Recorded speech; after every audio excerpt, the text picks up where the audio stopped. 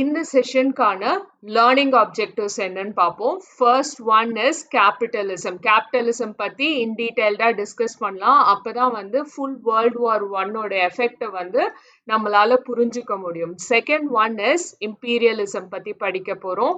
Third one is the race for the colonies.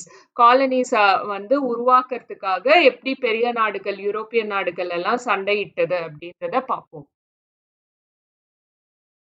இப்போ capitalism. கேபிட்டலிசம்னா தமிழ்ல யாருக்காச்சும் தெரியுமா என்ன சொல்வாங்க அப்படின்ட்டு? கரெக்ட், முதலாளித்துவம் அப்படின்வாங்க.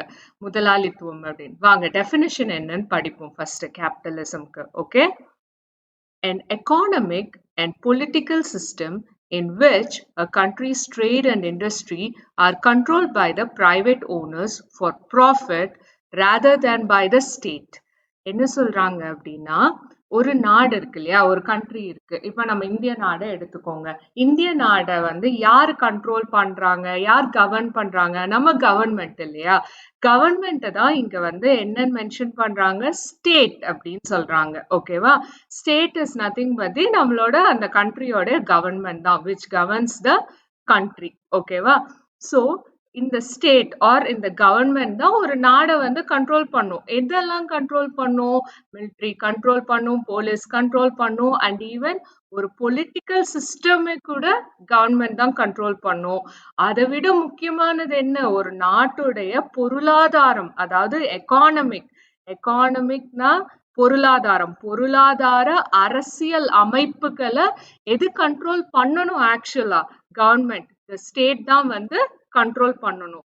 பட் கேபிட்டலிஸ்டிக் நாடுகள், அதாவது முதலாளித்துவம் உடைய நாடுகள் வந்து அங்க யார் கண்ட்ரோல் பண்றா அப்படின்னு பாத்தீங்கன்னா, ஒரு ட்ரேட் அண்ட் இண்டஸ்ட்ரியை ஃபுல்லாத்தையும் கண்ட்ரோல் பண்றது ஒரு பிரைவேட் ஓனர்ஸ்.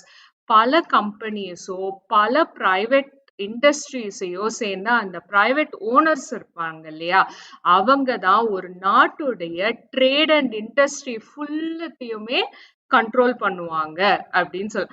அந்த மாதிரி ஒரு பிரைவேட் ஓனர்ஸ், பிரைவேட் இண்டஸ்ட்ரீஸ் ஒரு நாட்டுடைய ட்ரேட் அண்ட் இண்டஸ்ட்ரியை கண்ட்ரோல் பண்ணி இன்டர்ன் வந்து ஒரு நாட்டுடைய பொருளாதார அரசியல் அமைப்புகளையே கண்ட்ரோல் பண்ணுதுன்னா அந்த நாடை வந்து நம்ம முதலாளித்துவ நாடு அப்படின்னு சொல்லுவோம், இல்ல த கேபிட்டலிஸ்டிக் கண்ட்ரி அப்படின்னு சொல்லுவோம். ஸோ ஒரு பிரைவேட் ஓனர்ஸ் எல்லாம் வந்து சேர்ந்து ஒரு நாட்டை கண்ட்ரோல் பண்றாங்க கவர்மெண்ட்டுக்கு பதிலா அப்படின்னா that is called as capitalism. So கேபிட்டலிசமோட டெஃபினிஷன் என்ன? An economic and political system in which a country's trade and industry are controlled by private owners for profit rather than by the government அப்படின்னு கூட சொல்லலாம். இந்த பிக்சரை பார்த்தா இன்னும் அருமையா நமக்கு புரியும் கேபிட்டலிசம்னா என்ன அப்படின்ட்டு. இப்போ ஒரு இண்டஸ்ட்ரி இருக்கு, ஒரு நாடு இருக்குன்னு வச்சுக்கோங்க. பொருளாதாரம் வருது எப்படி? மக்களுடைய டாக்ஸ், வரி பணம், அப்புறம் பல இண்டஸ்ட்ரீஸ் சேர்ந்து அவங்க கட்டுற டாக்ஸ் மூலியமா தான் கவர்மெண்ட்டுக்கு வந்து காசு போகும் இல்லைங்களா. இப்போ இந்த மணிய எப்படி வந்து இந்த கேபிட்டலிசம் பொருந்திய நாடுகள் வந்து டிஸ்ட்ரிபியூட் ஆகுதுன்னு பாத்துக்கோங்க. அந்த நாட்டுடைய எலைட் பீப்புள் இருப்பாங்க இல்லையா. ஃபார் எக்ஸாம்பிள் இந்த பிக்சரை பொறுத்த வரைக்கும் ஒரு ராஜ குடும்பத்தை போட்டிருக்காங்க. அந்த காலத்தை பொறுத்த வரைக்கும் கிங்டம்ஸ் இருந்ததால நம்ம இதை வந்து நம்மளுடைய கவர்னிங் கிளாஸ்ன்னு கூட வச்சுக்கலாம். லைக் நம்மளுடைய பெரிய பெரிய political leaders, private industries owners, அந்த எலைட் பீப்புளுக்கு தான் மிகப்பெரிய லாபம் வந்து அவங்களுக்கு தான் போய் சேருது. அதுக்கு அடுத்துதான் கொஞ்சமா யாருக்கு வந்து சேருதுன்னு பாருங்க. இந்த ஸ்டெப்ல ரிலீஜியஸ் பீப்புளுக்கு வருது. அதாவது கோயில்கள், மசூதிகள், தேவாலயங்கள், அதை நிர்மாணம் செய்யற மத்த ஆட்கள், ரிலீஜியஸ் பீப்புளுக்காக தான் இந்த அடுத்த ப்ராஃபிட் போகுது. அதுக்கு அடுத்துதான் டிஃபென்ஸே வருது. ஒரு நாட்டுடைய டிஃபென்ஸுக்கான வர வேண்டிய காசே வந்து அதுக்கப்புறமா தான் வருது. நம்மளுடைய ஆர்மிக்கு, ஏர்ஃபோர்ஸ்க்கு, நேவிக்கு எல்லாமே அதுக்கு அடுத்தபடி தான். அதுக்கு அடுத்தபடி பாத்தீங்க அப்படின்னு வச்சுக்கோங்களேன், இதுதான் வந்து கொஞ்சம் மிடில் கிளாஸ். ஓகேவா? இவங்களுக்கு ஓரளவுக்கு கொஞ்சோண்டு வந்து சேருது. இவங்க 3 பேரையும் தாண்டி வர மிஞ்சி இருக்கிற ப்ராஃபிட்ல இவங்களுக்கு வருது. அதுக்கு அடுத்து கீழே இருக்கிறது ஃபுல்லா ஒர்க்கிங் கிளாஸ் லேபரர்ஸ். தொழிலாளர்கள், ஓகேவா, உழைக்கும் வர்க்கத்தினர்.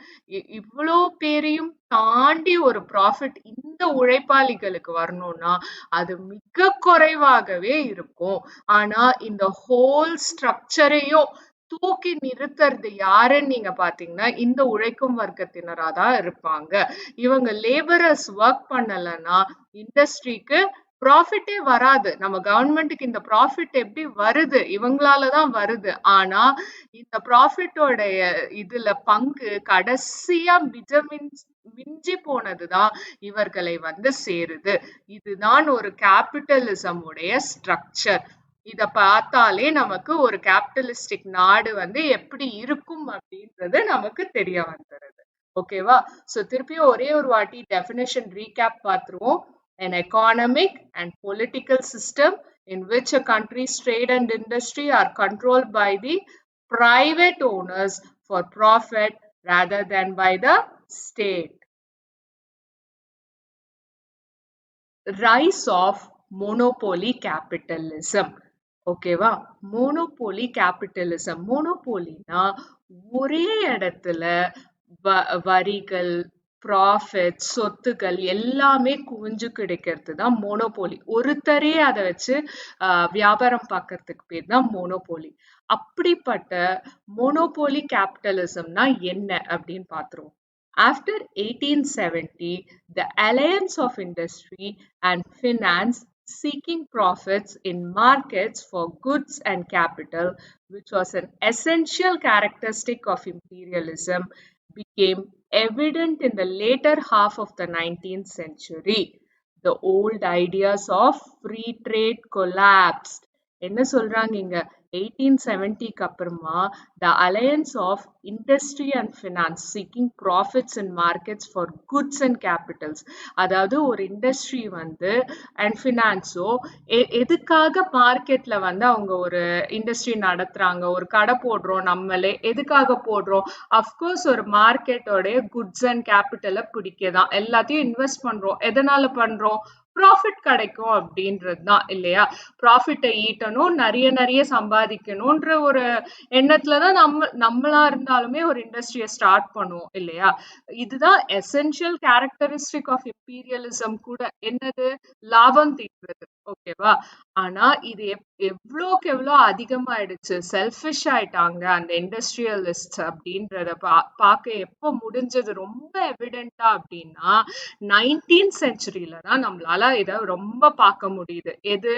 லாபத்தை மட்டுமே நோக்கி ஓடுற ஒரு வர்த்தகத்தை எப்ப பார்க்க முடிஞ்சது? Later half of the 19th century ரொம்ப அதிகமா பார்க்க முடிஞ்சது. இதனால என்ன ஆச்சுன்னு சொல்றாங்கன்னா the old ideas of free trade collapsed. Free trade இந்த வார்த்தைங்களை கவனிக்கணும் நீங்க. ஃப்ரீ ட்ரேட் இப்படின்னா என்ன? இப்போ நீங்க வந்து ஒரு பெண்ணை தயாரிக்கிறீங்கன்னு வச்சுக்கோங்க, பெண்ணை உற்பத்தி பண்றீங்க, உங்க கையில இருக்கிற பெண்ணை, அதோடைய விலை யார் நிர்ணயிக்கணும்? உற்பத்தி செஞ்ச நீங்க தானே நிர்ணயிக்கணும். இவ்வளோ காசு போட்டு மெட்டீரியல் வாங்கினேன், அதனால நான் இவ்வளோ லாபம் வச்சுட்டு இவ்வளோக்கு விற்கிறேன். 5 ரூபாய்க்கு நான் மெட்டீரியல் வாங்கி நானா இதை உழைச்சு செஞ்சிருக்கேன் இந்த பெண்ணை, அப்ப நான் ஒரு 10 ரூபாய்க்கு விற்கிறேனே, இல்ல 7 ரூபாய்க்கு விற்கிறேனே அப்படின்னு நீங்க சொல்லலாம். ஆனா இந்த கேபிட்டலிசம், மொனோபோலி கேபிட்டலிசம்ல என்ன ஆகுது அப்படின்னு பாத்துக்கிட்டீங்கன்னா, இந்த விலையை யார் நிர்ணயிக்கிறாங்க அப்படின்னா அந்த இண்டஸ்ட்ரி தான் நிர்ணயிக்குது, அந்த பிரைவேட் ஓனர்ஸ் தான் நிர்ணயிக்கிறாங்க. அதனாலதான் இந்த ஃப்ரீ ட்ரேட், நீங்களே நிர்ணயிச்சு நீங்களே விற்கணும்னு நினைக்கிற அந்த ஃப்ரீ ட்ரேட் ஐடியாவே கொலாப்ஸ் ஆகிடுது. ஓகேவா? அடுத்து there were trusts in the USA and cartels in Germany. நான் இப்போ கம்பெனிஸ், இண்டஸ்ட்ரீஸ் அப்படின்னு சொல்றேன் இல்லையா? அதை இவங்க என்ன சொல்றாங்க? யுஎஸ்ஏல, அமெரிக்கால ட்ரஸ்ட்ஸ்ன்னு சொல்றாங்க, ஜெர்மனில கார்டல்ஸ் அப்படின்னு சொல்றாங்க. ஜெர்மனில என்ன சொல்றாங்க? கார்டல்ஸ் அப்படின்னு சொல்றாங்க. நான் கம்பெனின்னு சொல்றேன், இவங்க ட்ரஸ்ட். சரி, இந்த ட்ரஸ்ட் அண்ட் கார்டல்ஸ்னா என்னன்னு பார்ப்போம். A trust is an industrial organization engaged in the production or distribution of any commodity. The trust would possess adequate control over the supply and price of that commodity to its own advantage. நான் இங்க சொன்னதுதான் இங்க சொல்றாங்க, இங்கிலீஷ்ல என்ன சொல்றாங்க?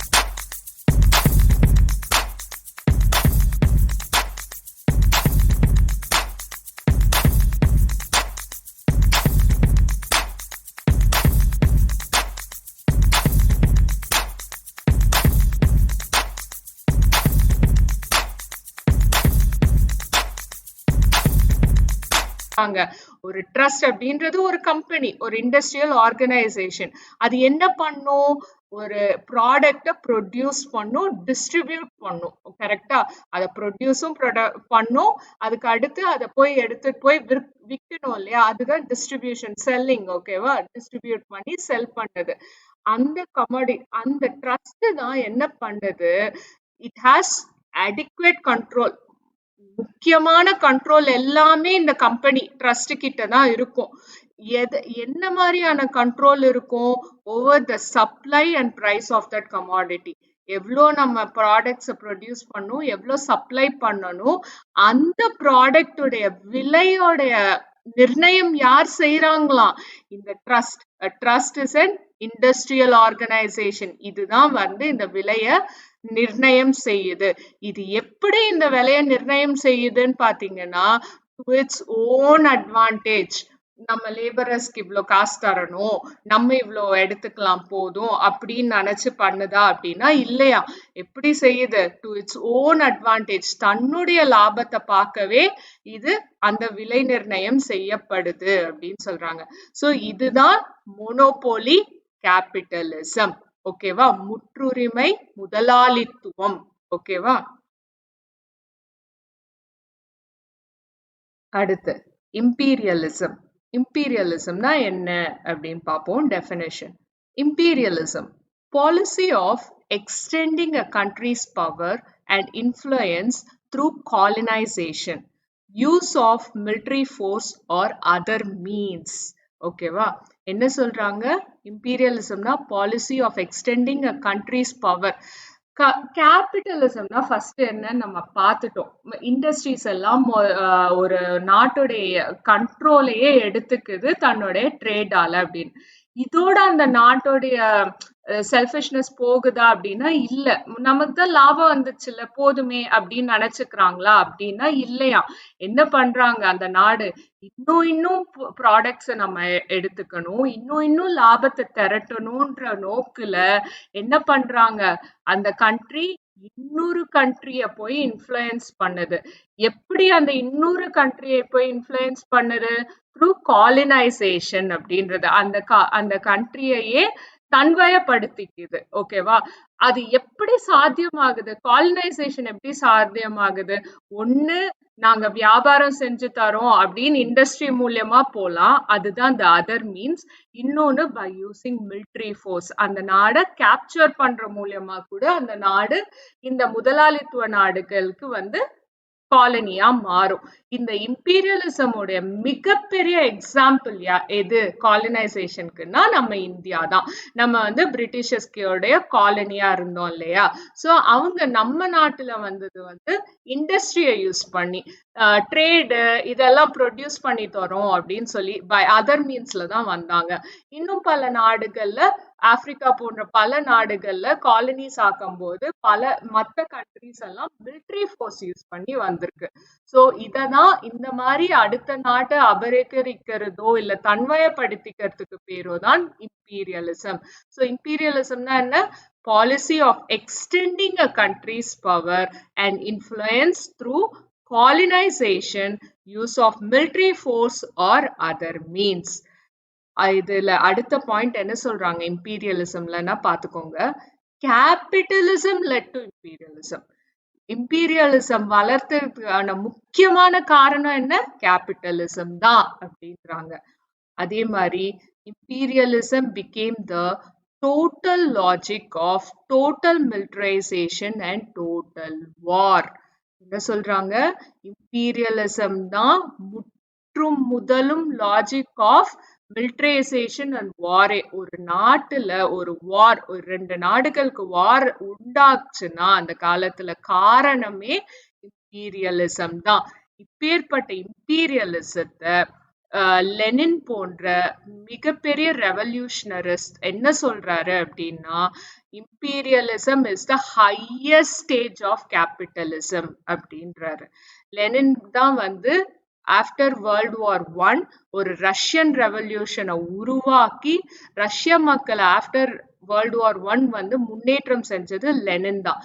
அப்பேற்பட்ட ஒரு ரெவல்யூஷனரிஸ்ட் என்ன சொல்றாரு, imperialism is the highest stage of capitalism அப்படின்றாரு. கேபிட்டலிசம் கூட அந்த நாட்டுக்குள்ள இருக்கிற இண்டஸ்ட்ரீஸ் ஈட்டுற ப்ராஃபிட்ட தான் பாக்குது. ஆனா அது அடுத்த நாடையும் போய் தன்வயப்படுத்திட்டு அங்கேயும் நம்ம கம்பெனிஸ வச்சு இன்னும் நிறைய இண்டஸ்ட்ரீஸ வந்து உருவாக்கி இன்னும் ட்ரேட பலப்படுத்திட்டு வேர்ல்டுலயே நம்ம தான் வந்து முதல் ஃபர்ஸ்ட் கண்ட்ரி பவர்ஃபுல் கண்ட்ரி நிரூபிக்கணும் அப்படின்ற எண்ணம் வரத்துக்கு காரணம் imperialism. So imperialism is the highest stage of capitalism அப்படின்னு யார் சொல்றாரு, லெனின் சொல்றாரு. colonization என்னன்னு டெஃபினிஷன் பார்ப்போமா? The action or process of settling among and establishing control over the indigenous people of an area. அப்படின்னா என்ன சொல்றாங்க, the action or process, ஒரு நாடு இருக்கு. இப்போ அந்த காலத்துல வேர்ல்ட் வார் ஒன் அப்போ ஒரு பெரிய நாடா திகழ்ந்தது வந்து பிரிட்டன் நாடு இல்லைங்களா? இப்ப அந்த பிரிட்டன் நாடு என்ன பண்ணும் அப்படின்னா, நம்ம இந்திய நாடை போன்ற இடத்துல வந்து இண்டஸ்ட்ரி பண்றோம், நாங்க வந்து உங்களுக்கு ஹெல்ப் பண்றோம்னு சொல்லி முதல்ல செட்டில் ஆகுறாங்க. அதுக்கப்புறமா என்ன பண்றாங்க, கொஞ்சம் கொஞ்சமா நம்ம நாட்டுடைய மொத்த கண்ட்ரோலையும் அவங்க எடுத்துக்கிறாங்க பாத்தீங்களா? அதுக்கு பேரு தான் காலனைசேஷன். ஓகேவா? Control over the indigenous people. Indigenous பீப்புள்னா என்ன அப்படின்னா பூர்வக்குடிகள், அந்த நாட்டு சொந்த மக்கள் இல்ல பூர்வக்குடிகள் அப்படி கூட சொல்லலாம். நம்ம அந்த நாட்டுடைய ஸ்பெசிபிக் பீப்புள். இப்போ ஃபார் எக்ஸாம்பிள் நம்ம இந்தியால வாழறோம், நம்ம எல்லாம் இந்தியர்கள் இல்லையா? நம்ம எப்படி இந்தியர்கள், நம்ம பல தலைமுறையா இந்த நாட்டிலேயே வாழ்ந்துட்டு இந்த நாட்டிலேயே வளர்ந்து இந்த நாட்டிலேயே தங்கிட்டு இருக்கிற மக்கள் இல்லையா? சோ நம்ம தான் இந்தியாவை பொறுத்த மட்டும் இண்டிஜீனியஸ் பீப்புள். அப்போ இந்த பிரிட்டிஷர்ஸ் என்ன பண்றாங்க, கொஞ்சம் கொஞ்சமா வந்து முதல்ல நம்ம நடுவுல செட்டில் ஆறாங்க. அதுக்கப்புறமா என்ன பண்றாங்க, கொஞ்சம் கொஞ்சமா தேர் கெட்டிங் கண்ட்ரோல். எதோடைய கண்ட்ரோல் எடுத்துக்கிறாங்க, இண்டிஜினஸ் அந்த நாட்டுடைய மக்கள் மேல இருக்கிற கண்ட்ரோலையே இவங்க எடுத்துக்கிறாங்க. இதுக்கு பேருதான் காலனைசேஷன். சோ காலனைசேஷனுடைய மிகப்பெரிய எக்ஸாம்பிளே நம்ம இந்திய நாடு தான். ஓகேவா? அதுலயும் வேர்ல்ட் வார் ஒன் டைம் அப்போ இந்த காலனிஸ பிடிக்கணும்ன்ற ஒரு ரேஸ் மிக பெருசா நடந்து கொண்டே இருந்தது. அதுல Britain, Russia, Germany, USA, Japan அப்படி போன்ற பெரிய நாடுகள் பல இந்த மற்ற நாடுகள் எல்லாம் தன்வயப்படுத்தி கொண்டே இருந்தது, காலனைஸ் பண்ணிக்கிட்டே இருந்தாங்க. எதனால இவங்க இதெல்லாம் நாடுகளையும் போய் பிடிச்சாங்கன்னா, இண்டஸ்ட்ரீஸ வளர்க்கணும், ட்ரேட வளர்க்கணும், அவங்க நாட்டுக்கான பணத்தை ஈட்டணும். ஈட்டுறது மூலியமா ஹோல் வேர்ல்டுலயே நம்ம தான் பவர்ஃபுல் கண்ட்ரி அப்படின்னு நிறுவனும்ன்ற ஆசையில தான் மற்ற நாடுகள் எல்லாம் என்ன பண்றாங்க, they are scrambling to get those countries into them. They are scrambling to get those other countries as colonies for them அப்படின்றது தான் காலனைசேஷன். அதுதான் இந்த பிக்சரும் உங்களுக்கு டெபிக்ட் பண்ணுது. காலனி அப்படின்னா a country or area under the full or partial political control of another country and occupied by the settlers from that country. என்ன சொல்றாங்க, காலனினா ஒரு கண்ட்ரி. இப்ப நம்ம இந்திய நாடு, ஓகேவா? இந்திய நாடு தான் the colony of பிரிட்டிஷ். ஓகேவா? இந்திய நாடு under the full or partial political control of another country. India உடைய full or partial control of another country யாரு, பிரிட்டன் நாடு, and occupied by the settlers from that country. இங்க சொன்ன மாதிரி indigenous people யாரு, நம்ம தான் இந்திய மக்கள். ஆனா பவர் யார்கிட்ட இருக்கு? From the settlers from the other country, that is Britishers கிட்ட தான் இருந்தது. So country or area under the full or partial political control of another country and occupied by the settlers from that country is a colony. இப்போ scramble for colonies, capitalist countries race for markets அப்படின்னு பார்ப்போம். நான் இதுக்கு முன்னாடி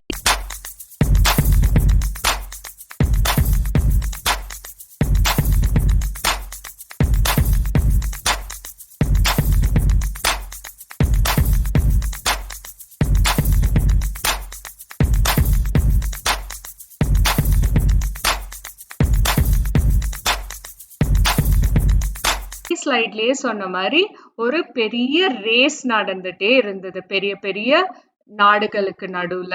அதாவது Britain, USA, Russia இந்த மாதிரி போன்ற நாடுகளுக்கு நடுவுல மிச்ச நாடுகளை தன்வயப்படுத்திக்கணும்ன்ற ஒரு பெரிய ரேஸ் அண்ட் ஸ்கிராம்பிள் நடந்து கொண்டே இருந்தது. இதற்கு என்ன முதல் காரணம் அப்படின்னு பாத்தீங்கன்னா ப்ராஃபிட் ஈட்டுறது தான், மணி தான். ஓகேவா? எய்ம் வந்து to produce more and more wealth. ஒரு நாடை போய் காலனைஸ் பண்றதுக்கான ஒரு எய்ம் என்ன அப்படின்னா காசு ஈட்டுறது, ப்ராஃபிட் பார்க்கறது தான், மோர் அண்ட் மோர் வெல்த். சரி, இந்த மோர் அண்ட் மோர் வெல்த் வச்சு என்ன பண்ணுவாங்க அப்படின்னு பாத்தீங்கன்னா ரயில்வேஸ் கட்ட போறாங்க, இண்டஸ்ட்ரீஸ் டெவலப் பண்றாங்க, ஷிப்யார்ட்ஸ் இன்க்ரீஸ் பண்ண போறாங்க. With wealth there will be more factories, railways and steamships. Of course காசு அதிகமா இருந்தா இத இண்டஸ்ட்ரீஸ் எல்லாம் நம்ம டெவலப் பண்ணுவோம் இல்லையா? இது டெவலப் பண்றது மூலியமா தான் என்ன ஆகுது, இந்த ஆசையில தான் European expansion in Africa and other கண்ட்ரீஸே நடக்குது. கொஞ்சம் கொஞ்சமா மற்ற நாடுகளை தன்வயப்படுத்திக்கணும்ன்ற இடத்துக்கு நகர்றதுக்கான முக்கிய காரணமே என்ன? To produce more wealth. அந்த வெல்த்தை வச்சு மோர் இண்டஸ்ட்ரீஸ், ரயில் ஷிப்ஸ், ஸ்டீம் ஷிப்ஸ் இதெல்லாம் வந்து பண்ணிட்டு ஆர்மியை வளர்த்து தன்னை முதல் நாடாக, பவர்ஃபுல் நாடாக, இல்லைன்னா சர்வ வல்லமையும் பொருளாதாரத்திலையும் சரி மிலிட்ரியிலும் சரி சர்வ வல்லமை பொருந்திய நாடாக நிரூபிக்கிறதுக்காக தான் இந்த யூரோப்பியன் எக்ஸ்பான்ஷனே வேர்ல்ட் வார் 1க்கு முன்னாடி நடக்குது அப்படின்றது நமக்கு தெரியுது. இப்ப நம்ம பார்த்துட்டு இருந்த மாதிரி ஸ்கிராம்பிள் ஃபார் காலனிஸ்ல எதெல்லாம் டாமினன்ட் பவர்ஸா இருந்தது அப்படின்னு பார்த்துக்கிட்டிங்கன்னா யூரோப் கான்டினென்ட் ஃபுல்லாவே டாமினன்ட் பவரா தான் இருந்தது. இந்த கான்டினென்ட், அதாவது யூரோப்ல இருந்த பிரிட்டனா இருக்கட்டும், இங்கிலாண்டா இருக்கட்டும், ஜெர்மனியா இருக்கட்டும், அப்புறமா நெதர்லாண்ட்ஸ், ஸ்பெயின் எல்லாமே டாமினன்ட் பவர்ஸா தான் இருந்தது. போர்ச்சுகல் எல்லாமே. இவங்க எல்லாம் என்ன பண்றாங்க இந்த கான்டினென்ட் அப்படின்னா ஏஷியா அண்ட் ஆப்பிரிக்கா ஃபுல்லாவே காலனைஸ்டும் பண்றாங்க, எக்ஸ்ப்ளாய்ட்டும் பண்றாங்க. எப்படி இருந்தது அப்படின்றத பார்க்கலாம். ஃபர்ஸ்ட் ஏஷியாவை பொறுத்த மட்டும் இல்ல, ஏஷியால அதுவும் ஈஸ்ட் ஏஷியாவை பொறுத்த மட்டும் இல்ல, இந்த ரெட்ஸ் இருக்கு இல்லைங்களா, இது ஃபுல்லாவே வந்து பிரிட்டிஷர்ஸ், தட் இஸ் நம்ம இந்தியா ஃபுல்லாவே வந்து பிரிட்டிஷர்ஸோட காலனியா நம்ம வந்து இருந்திருக்கோம். ஓகேவா? இந்த ரெட்ஸ், அதுக்கப்புறமா பர்மா, இதெல்லாம் நாடுகளுமே வந்து பிரிட்டிஷர்ஸோட நாடுகளா நம்ம இருந்திருக்கோம். அடுத்து பாத்தீங்கன்னா இந்த கிரீன்ஸ் தெரியுதுங்களா, இந்த இடத்துல வியட்நாம், இந்த ஏரியா எல்லாம் இங்க வரும். இந்த மாதிரி கண்ட்ரிஸ் எல்லாம் அது எல்லாமே பிரான்சுடைய மாநிலங்களா, அதாவது பிரான்சுடைய காலனிஸா இருந்திருக்கு. பிரான்சுடைய காலனிஸா இருந்திருக்கு. இந்த ரெட் எல்லாம் பிரிட்டன், கிரீன் எல்லாம் பிரான்ஸ். அதுக்கு அடுத்து பிங்க் எல்லாமே வந்து இண்டிபெண்டா இருந்திருக்கு. அண்ட் கொஞ்சம் ஜப்பானுடைய ஆக்கிரமமும் இந்த சைனா மேல இருந்திருக்கு. பட் மோஸ்ட்லி இண்டிபெண்டா ஃபர்ஸ்ட் இனிஷியல் ஸ்டேஜஸ்ல இருந்திருக்கு.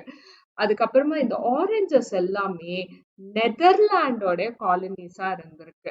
ஓகேவா? இந்த ஆரஞ்சஸ் எல்லாமே நெதர்லாண்ட்ஸோடைய காலனிஸ். இந்த பர்பிள் இருக்கு இல்லைங்களா, இதுதான் போர்ச்சுகலோட காலனியா இருந்தது. மிகப்பெரிய எக்ஸாம்பிள் வந்து இந்த கோவா. ஆக்சுவலா கோவா வந்து it was under Portugal colony. ஓகேவா? அதுக்கு அடுத்து பாத்தீங்கன்னா எல்லோ வந்து யுனைடெட் ஸ்டேட்ஸோடைய காலனிஸா இருந்தது. இந்த ஐலாண்ட்ஸ் எல்லாம் வந்து மிகப்பெரிய அளவுல யுனைடெட் ஸ்டேட்ஸோடைய காலனிஸா இருந்தது. அதுக்கு அடுத்து இங்க இருக்கு இல்லைங்களா இந்த பிரவுன்ஸ் எல்லாமே, இது வந்து ஜப்பானுடைய காலனியா இருந்திருக்கு. இது என்ன நாடு அப்படின்னா கொரியா, ஓகேவா, நார்த் கொரியா. ஸோ அப்போ ஒரே கொரியாவா இருந்தது. So it was under the influence of Japan. ஜப்பானுடைய காலனியா இந்த இருந்திருக்கு. இதுதான் ஈஸ்ட் ஏஷியாவுடைய மேப், காலனிஸோடைய மேப். அடுத்து ஆப்பிரிக்கா அது பார்ப்போம். ஆப்பிரிக்கால இந்த ப்ளூஸ் எல்லாம் இருக்கு இல்லைங்களா, அது எல்லாமே பிரிட்டன் காலனிஸ், பிரிட்டிஷர்ஸோடைய காலனிஸா இருந்திருக்கு. அதுக்கு அடுத்து இந்த ஆரஞ்சஸ் எல்லாமே பிரான்ஸ் கீழே இருந்திருக்கு, பிரெஞ்சு காலனிஸா இருந்திருக்கு. அதுக்கு அடுத்து பர்பிள்ஸ் எல்லாமே வந்து இந்த பர்பிள்ஸ் எல்லாமே வந்து ஸ்பானிஷோடைய காலனிஸா இருந்திருக்கு. அதுக்கு அடுத்து எல்லோஸ் இங்க தெரியுது பாத்தீங்களா, இந்த எல்லோஸ் எல்லாமே வந்து போர்ச்சுகீஸோடைய காலனிஸா இருந்திருக்கு இந்த எல்லோஸ், ஓகேங்களா. அதுக்கப்புறமா டார்க் ப்ளூஸ் இருக்கு இல்லைங்களா, அது பெல்ஜியம் உடைய காலனியா இருந்திருக்கு. அதுக்கு அடுத்து இருக்கிற கிரீன் பார்ட்ஸ் எல்லாமே வந்து ஜெர்மன் காலனிஸா இருந்திருக்கு, ஜெர்மன்ஸ் உடையது. அதுக்கு அடுத்து ப்ரௌன் வந்து இட்டாலியோட காலனிஸ் இங்கெல்லாம் இருந்திருக்கு. இங்கெல்லாம் ப்ரௌன்ஸ் கர்சர்ல தெரியுதுன்னு நினைக்கிறேன் உங்களுக்கு. இதெல்லாம் இட்டாலியன் காலனிஸா இருந்திருக்கு. ஒயிட் மட்டும் இங்க இருக்கிற கொஞ்சோண்டு ஒயிட்ஸ் மட்டும் அங்கங்க தெரியுது இல்லைங்களா, அது மட்டும் கொஞ்சம் இண்டிபெண்டா இருந்திருக்கு. அதாவது எந்த காலனியோட இன்ஃப்ளூயன்ஸும் இல்லாம, எந்த மற்ற கண்ட்ரியோட இன்ஃப்ளூயன்ஸ் இல்லாம கொஞ்சம் இருந்திருக்கு. So the blues are British in the African map, அப்புறம் oranges is French, and the purples வந்து Spanish, அதுக்கப்புறமா yellows வந்து Portuguese, dark blue வந்து பெல்ஜியம், அதுக்கப்புறமா கிரீன்ஸ் வந்து ஜெர்மனி, அதுக்கப்புறமா பிரவுன்ஸ் வந்து Italy, and whites R independent. So European நாடுகள் வந்து எவ்வளோ டாமினண்டா இருந்திருக்குன்னு இந்த ரெண்டு மேப்பை பார்த்தாலே தெரியும் நமக்கு. Events culminating to world war one, ஓகேவா.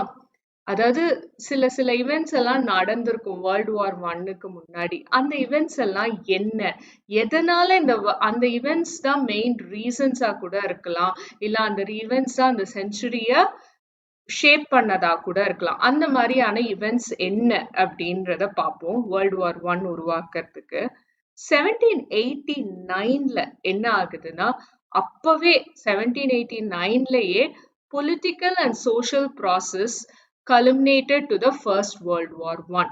அதாவது நம்ம இவ்வளோ நேரம் படிச்சோம் இல்லையா, கேபிட்டலிசம், இம்பீரியலிசம், காலனைசேஷன் எல்லாமே, இது எல்லாம் எப்பத்துலேருந்து 1700ஸ்லயே ஸ்டார்ட் ஆகுது, 1789லயே ஸ்டார்ட் ஆகுது. இந்த காலனைசேஷன், இந்த இம்பீரியலிசம், இந்த கேபிட்டலிசம் தான் மிகப்பெரிய காரணம் ஃபர்ஸ்ட் வேர்ல்ட் வார் ஸ்டார்ட் ஆகிறதுக்கே. இது ஒரு முக்கியமான இவெண்ட், ஓகேவா. அடுத்து பாத்தீங்க அப்படின்னா 19th century இருக்கு இல்லைங்களா, 1800 to 1900, அந்த 19th century ஃபுல்லாவே it turned out to be the longest century in the world history. ஏன் அப்படின்னா ஒவ்வொரு நாடும் தனக்கு தானே போட்டி போட்டுக்கொண்டு மற்ற நாடுகளை போய் ஆக்கிரமம் செய்யணும், காலனைஸ் பண்ணணும், போட்டி போட்டுட்டே இருந்ததால it turned out to be the longest century. அதுக்கு அடுத்து என்ன ஆகுது, 1914ல என்ன ஆகுதுன்னு பார்த்துக்கிட்டீங்கன்னா அப்பதான் வேர்ல்டு வார் ஒன் ஸ்டார்ட் ஆகுது. இதுதான் வேர்ல்டு ஹிஸ்டரியிலேயே மிகப்பெரிய திருப்புமுனை, டேர்னிங் பாயிண்ட். அப்படின்னா என்ன, திருப்புமுனை. அந்த டேர்னிங் பாயிண்ட் இந்த வேர்ல்ட் ஹிஸ்டரியே வந்து இந்த ஃபர்ஸ்ட் வேர்ல்டு வார் தான். அது ஏன், எதனாலன்றத நம்ம டீட்டெயில்டா அடுத்த வர வீடியோஸ்ல பார்ப்போம். அடுத்து என்ன ஆகுது, 20th century, இந்த வேர்ல்டு வார் ஒன் முடிஞ்சதுக்கு அப்புறமா 1900 to 2000 அந்த 20th century இருக்கு இல்லையா, அதை ஷேப் பண்ணதே இந்த வேர்ல்டு வார் ஒன் தான். After this world war one அதுக்கு முன்னாடி இருந்த மாதிரி வேர்ல்டு வந்து நம்ம கிட்ட இல்லை. நம்மளோட எக்கானமி, மிலிட்டரைசேஷன், எல்லா கண்ட்ரீஸ், அதோடைய ரீஜன்ஸ், ஈவன் அதோடைய பார்டர்ஸ், மேப்ஸ் எல்லாமே வேர்ல்டு வார் ஒன்னுக்கு அப்புறமா அப்படியே மாறுது. ஸோ இந்த 20th century ஃபுல்லாவுமே, இந்த 100 years ஃபுல்லாவுமே மாத்துனதோடைய மிகப்பெரிய ரீசன் வந்து ஃபர்ஸ்ட் வேர்ல்டு வார் தான், ஓகேவா. So WW1, that is World War I, shaped the course of the whole 20th century. Introduction to world war one. ஓகேவா? ஆஃப்டர் அந்த வேர்ல்ட் வார் ஒன் ஏன் உருவாச்சு, எதனால, என்னது வேர்ல்ட் வார் ஒன்னா அப்படின்றத பார்ப்போம். World War I is called as the first industrial war. உண்மைதானே? நம்ம இவ்வளோ நேரம் படிச்சதை வச்சு என்ன புரியுது நமக்கு? கேபிட்டலிசம், இம்பீரியலிசம் எல்லாம் படிச்சதை வச்சு ஒரு இண்டஸ்ட்ரீஸ் தான் வந்து ஒரு நாட்டையே கண்ட்ரோல் பண்ணுவதுன்னும் போது, அப்ப அதனால வர வேர்ல்டு வார் பேரு தான் the industrial war. So இந்த World War I is supposed to be the first industrial war in the history. It drew all economic resources of the entire world. கண்டிப்பா இல்லைங்களா? ஏன் அப்படின்னா ஒரு 5-6 நாடுகள் தான் போட்டியிட்டாலுமே அந்த 5-6 நாடுகளுக்கு கீழே பல காலனிஸ் இருந்ததால இந்த வேர்ல்டு வாரோட செலவு மொத்த நாடுகள்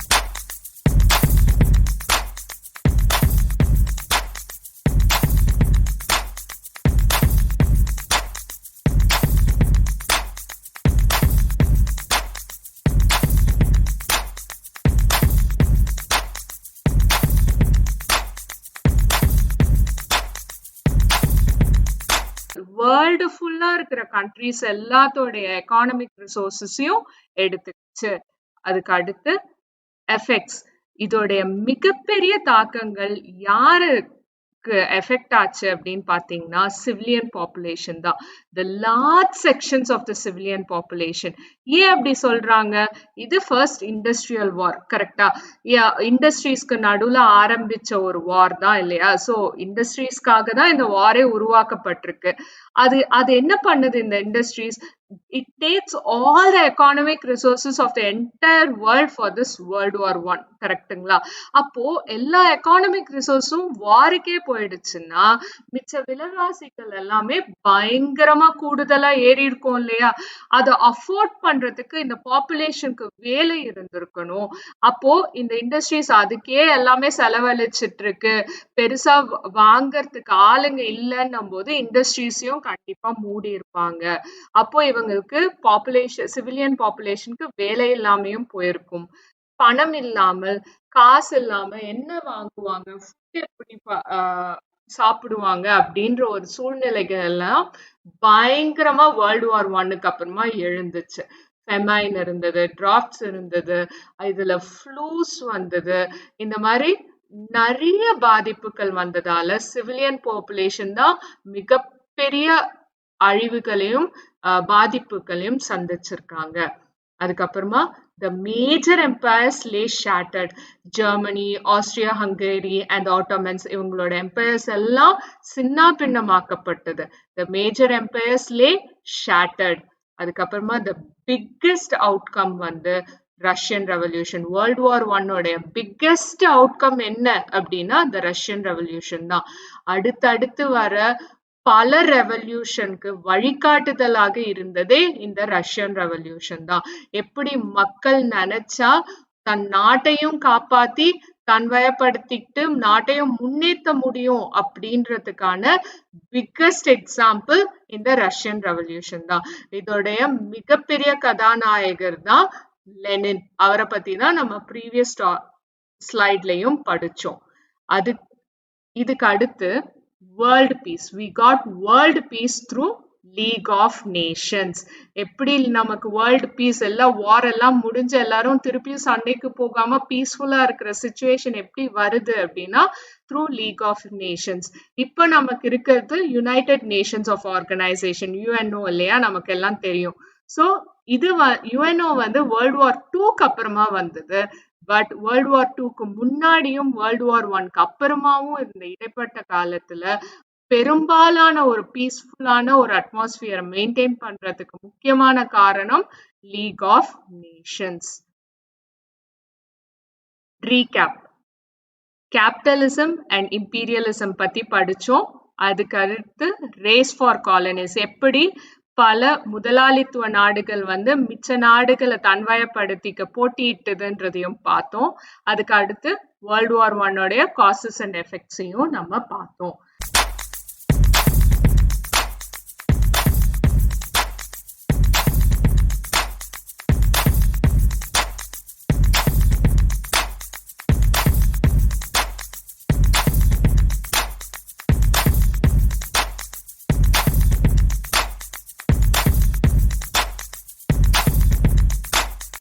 வாவ்! எல்லாம் நல்லா இருக்குங்க. ஆனா எப்படிங்க வாங்குறது நான் இத? அப்படின்னு கேட்குறீங்களா? ரொம்ப ஈஸிங்க. www.edu.kaikoru.com இல்ல வெப் சர்ச்ல போயிட்டு கைகோர் எஜுகேஷன் அப்படின்னாலும் எங்க வெப்சைட் வந்துரும். அதுல ஈஸியா நீங்க பே பண்ணி வாங்கிக்கலாம். அது மட்டும் இல்லைங்க, அமேசான்லயும் இருக்கும். அமேசான் லிங்க் நாங்க வந்து இந்த வீடியோ டிஸ்கிரிப்ஷன்ல போடுறோம். அமேசான்ல போயிட்டு சமச்சீர் கல்வி கைகோர் எஜுகேஷன்னு டைப் பண்ணாலும் எங்களோட ப்ராடக்ட் வந்துரும். லோயஸ்ட் ப்ரைஸ்ல ரொம்ப ஈஸியா கத்துக்க கைகோர் எஜுகேஷன்.